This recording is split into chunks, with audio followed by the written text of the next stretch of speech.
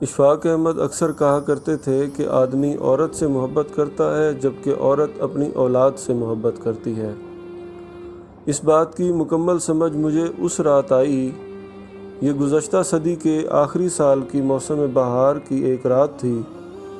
میری شادی ہوئے تقریباً 2 سال ہو گئے تھے اور میرا بیٹا تقریباً 1 برس کا ہو رہا ہوگا۔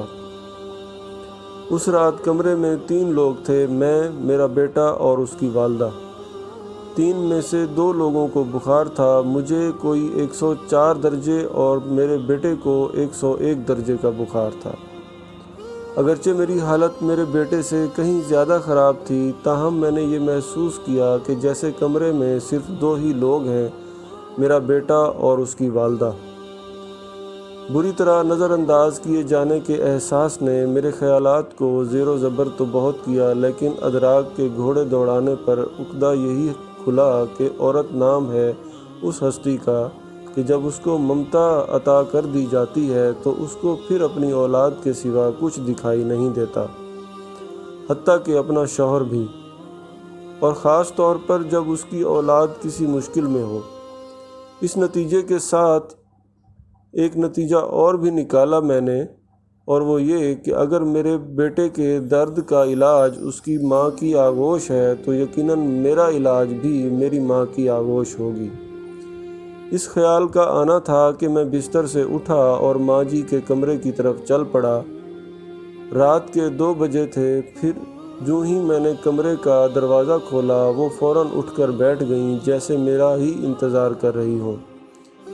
پھر کیا تھا، بالکل 1 سال کے بچے کی طرح گود میں لے لیا اور توجہ اور محبت کی اتنی ہیوی ڈوز سے میری آغوش تھراپی کی کہ میں صبح تک بالکل بھلا چنگا ہو گیا۔ پھر تو جیسے میں نے اصول ہی بنا لیا، جب کبھی کسی چھوٹے بڑے مسئلے یا بیماری کا شکار ہوتا، کسی حکیم یا ڈاکٹر کے پاس جانے کی بجائے سیدھا مرکزی ممتا شفا خانہ برائے توجہ اور علاج میں پہنچ جاتا۔ وہاں پہنچ کر مجھے کچھ بھی کہنے کی ضرورت نہ پڑتی، بس میری شکل دیکھ کر ہی مسئلے کی سنگینی کا اندازہ لگا لیا جاتا۔ میڈیکل ایمرجنسی ڈکلیئر کر دی جاتی، مجھے میڈیکل سپرنٹینڈنٹ ماں جی کے ہی بستر پر لٹا دیا جاتا اور ان کا ہی کمبل اڑا دیا جاتا۔ کسی کو یخنی کا حکم ہوتا تو کسی کو دودھ لانے کا، خاندانی معالج کی ہنگامی طلبی ہوتی، الغرض توجہ اور محبت کی اسی ہیوی ڈوز سے آغوش تھراپی ہوتی اور میں بیماری کی نوعیت کے حساب سے کبھی چند گھنٹوں اور کبھی چند پہروں میں صحت یاب ہو کر ڈسچارج کر دیا جاتا۔ یہ سلسلہ تقریباً 3 ماہ قبل تک جاری رہا۔ وہ وسط نومبر کی ایک شام تھی جب میں فیکٹری سے گھر کے لیے روانہ ہونے لگا تو مجھے لگا کہ مکمل طور پر صحت مند نہیں ہوں۔ تبھی میں نے آغوش تھراپی کروانے کا فیصلہ کیا اور گھر جانے کی بجائے ماں جی کی خدمت میں حاضر ہو گیا۔ لیکن وہاں پہنچنے پر اور ہی منظر دیکھنے کو ملا۔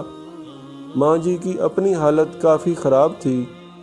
پچھلے کئی روز سے چل رہے پھیپھڑوں کے عارضے کے باعث بخار اور درد کا دور چل رہا تھا۔ میں خود کو بھول کر ان کی تیمارداری میں لگ گیا۔ مختلف ادویات دیں، خوراک کے معروف ٹوٹکے آزمائے۔ مختصر یہ کہ کوئی 2 گھنٹے کی آؤ بھگت کے بعد ان کی طبیعت سنبھلی اور وہ سو گئیں۔ میں اٹھ کر چلا آیا۔ ابھی گھر پہنچے آدھا گھنٹہ ہی بمشکل گزرا ہوگا کہ فون کی گھنٹی بجی۔ دیکھا تو چھوٹے بھائی کا نمبر تھا۔ 100 طرح کے وہم نے ایک پل میں مجھے پریشان کر دیا۔